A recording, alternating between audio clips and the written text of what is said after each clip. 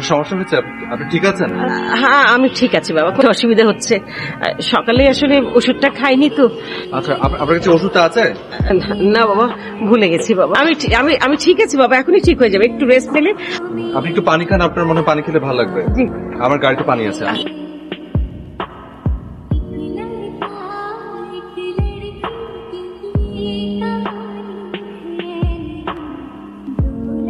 আমার কেন জানি মনে হচ্ছে আপনার প্রেশার হয়তো ফল করেছে, আপনি একটু প্রেশারটা মাপিয়ে নেবেন। ওষুধটা না খাওয়াতে একটু খারাপ লাগছে, আমি ঠিক হয়ে যাবো, আমার বাসার কাছে। আমি বোঝা যাচ্ছে আপনি ঠিক নেই, আমাকে ধরেন তো, একটু উঠে দাঁড়ান। আসেন,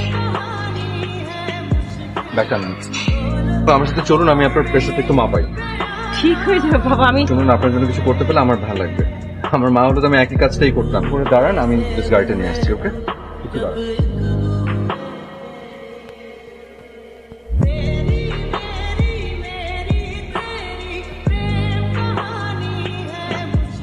কি ব্যাপার মা? বলছি বাবা, বাবা তুমি ভেতরে এসো, এসো।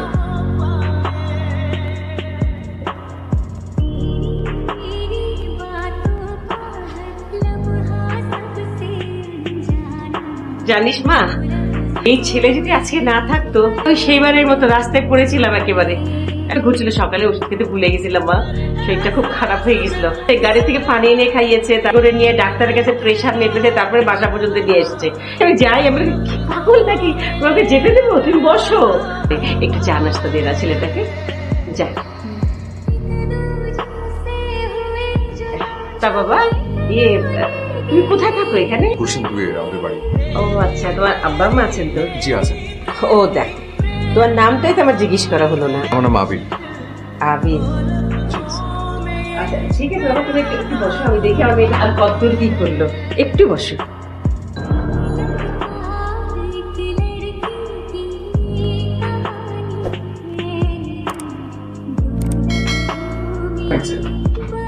আমার কাছে মনে হচ্ছে এখন আমি বেশ ভালোই যন্ত্রণা দিচ্ছি আপনাকে। ঠিক কি যে বলছো না বাবা, তুমি আমার এত বড় উপকার করেছো, এটা আমি একটু সাহস করে তোমার কাছে একটু আবদার করতে চাই। নিশ্চয়ই, বলুন না। তুমি আমার এখানে খাওয়া দাওয়াটা করে যাও। করবেন না? কোনো কষ্ট না বাবা, আমার রান্না বান্না সব আছে। বসাবো, তোমার খিচুড়ি খেতে কোনো অসুবিধা নেই তো? না, মানে কিছু বিপদের মধ্যে ফেলে দেবেন কোনো আপনি। বিপদ না বাবা, তুমি চুপ থাক, আমি দেখি একটু খাওয়ার ব্যবস্থা করি। আমি একটু কাপড়টা চেঞ্জ করবো।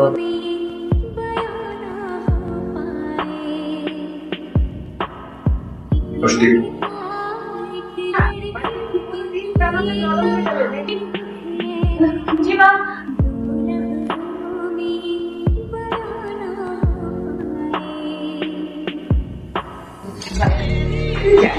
খুব সুন্দর রান্না করে, নিশ্চয়ই নতুন দেখে মা খুবই ভালো ছেলেটা, মা খুশি হবে। রান্না করার মানে মাংসের গন্ধ। আপনার টেবিল সাথে কমপ্লিট তো কাজ। ওকে, ভালো লাগছে তোমার? এটাই সব রান্না করে। তুমি বলছিলে তোমরা কয় ভাই বোন জানো? জি, আজকে আমরা 3 ভাই এখন। আর বড়? না জি, আমি মেজর। আবার কি বিয়ে শাদী হয়ে গেছে বাবা? না না তোমার বাবা এমনি কি করে? জি, আপু বিজনেস করেন আর কি। তুমি কি করছো? আমি একটা স্পিনিং মিল আছে, তো ওটা কাজে চাপিয়ে দিয়েছে আর কি। ও আচ্ছা। আমরা আসলে চিটাগাংয়ে ছিলাম আগে, ওরা 1 ভাই 1 বোন। আমার ফুপি ছিলেন হচ্ছে নার্স কলেজের প্রিন্সিপাল, তো ওখানেই আছেন। আমরা চলে এসেছি ঢাকায়। তুমি মানে ওনার নাম কি বলো? রাহেলা। রাহেলা? জি। ও তো আমার সঙ্গে পড়তো, আমরা একসঙ্গে স্কুলে পড়তাম। তাই? আচ্ছা, বলবো আপনার কথা, খুবই শুনে নিশ্চয়ই খুব খুশি হবে। হ্যাঁ, খুব খুব ভালো লাগলো বাবা। তুমি আরেকটু দাও। তুমি হাত নিয়ে এসো। এত ভালো ভালো, তার বাবা, তার ফুপি, ছেলেটা এত অমায়িক, লেখাপড়া জানা ছেলে হয়েছে। আমার খুবই ভালো লেগেছে ছেলেটাকে। তুমি কি শিওর তুমি এই ছেলেটাকে আগে থেকে চেনো না? আমি কি করে চিনবো? আজকে তো প্রথম পরিচয় হয়েছে, আগে থেকে চিনতিস? মা মনে আছে হয়তো একটা ছেলের কথা? হ্যাঁ,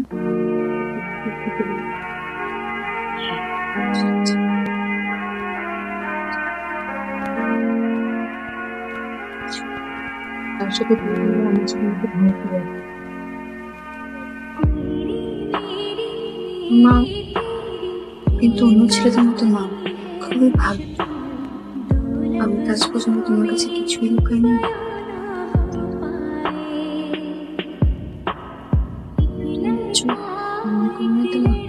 মনে করার কি আছে? কি পছন্দ করে, এ তো খুশির খবর।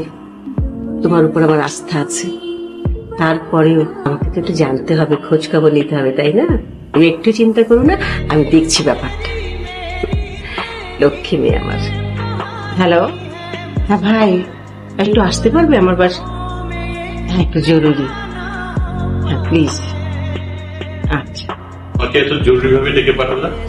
তোমাকে দেখেছি, আসলে তোমার জানো তো আজকালকার ছেলে মেয়ের ব্যাপার। তোমাদের ভাগ্নি, কি হয়েছে? তোমাদের ভাগ্নি তো ওর সঙ্গে ইনভলভ হয়ে গেছে। এখন কি যে করি, ওই ছেলের সঙ্গে একটা সম্পর্ক করতে চায়। এখন তো না জেনে শুনে তো কারোর সঙ্গে সম্পর্ক করা সম্ভব না।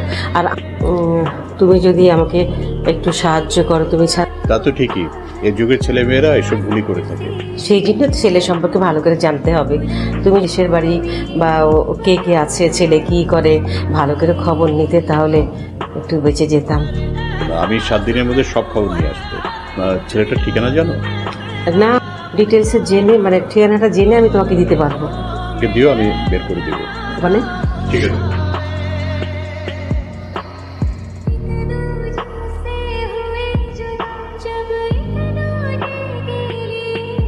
শোনো, ছেলেটার কাছে খোঁজ খবর নিলাম। ছেলেটার ব্যাকগ্রাউন্ড একেবারেই ভালো না, আমাদের ফ্যামিলির সাথে ম্যাচ করে না। কি বলছো তুমি এসব?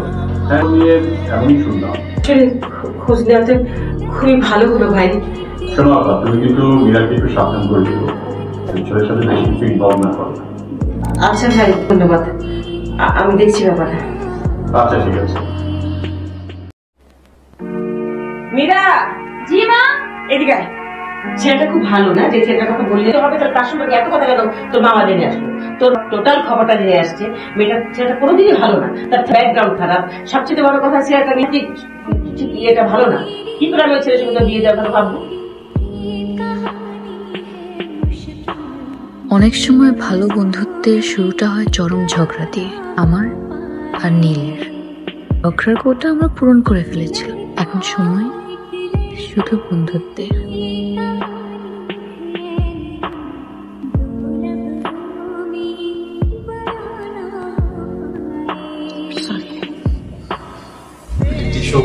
এই যে বাবা, সরি, আমি তোমাকে একটু ভুলে গেছি। আন্টি, এবার আপনি পারমিশন দিলে আমি একটু বসো, তোমার সঙ্গে আমার মানে কিছু জরুরি কথা আছে, ফোন করবো শুধু। ঠিক আছে? জি। বসো। মীরা, আমি জানতে পারি প্রবলেমটা কি? তুমি এরকম কেন করছো?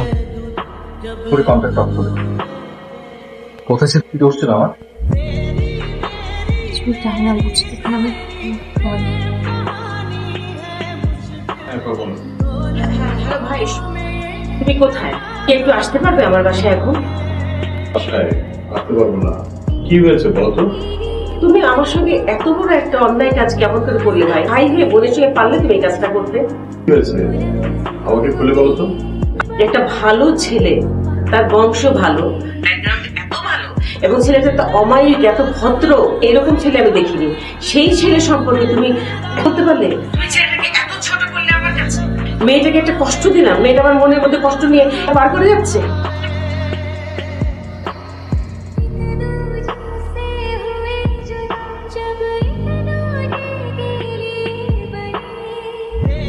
পালাচ্ছ না মীরা? কেন পালাচ্ছ? তো হয়তো আমার ছিল, পালানো উচিত ছিল আমার। কেন পালাচ্ছ? আশ্চর্যের বিষয় হচ্ছে এই যে দোষটা কি ছিল এটাই আমি জানি না। কি দোষ ছিল আমার? আমি কি নিজের অজান্তে তোমাকে কখনো কোনো কষ্ট দিয়েছি, কখনো ক্ষতি করেছি? হঠাৎ করে হারিয়ে গেলে কেন? তোমাকে ফোন করেছি, তুমি জানো, এখানে খুঁজেছি তোমাকে,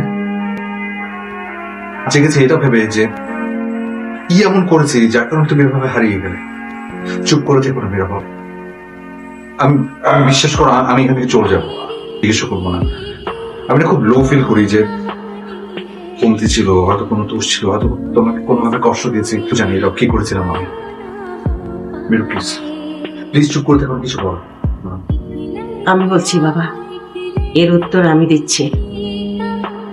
মীরার কিছু বলার নেই, যা করেছি অপরাধ করেছি, আমি করেছি।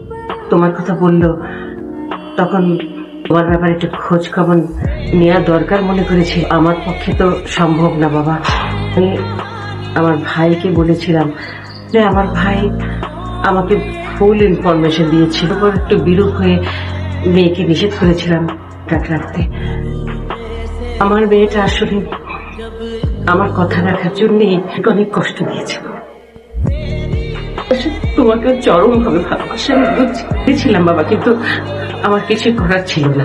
এর কথাতেই আমি ওকে এভাবে, কিছু মনে করো না বাবা, কোনো শাস্তি দিতে হয় তাহলে তুমি আমাকে দাও, অপরাধ করেছি।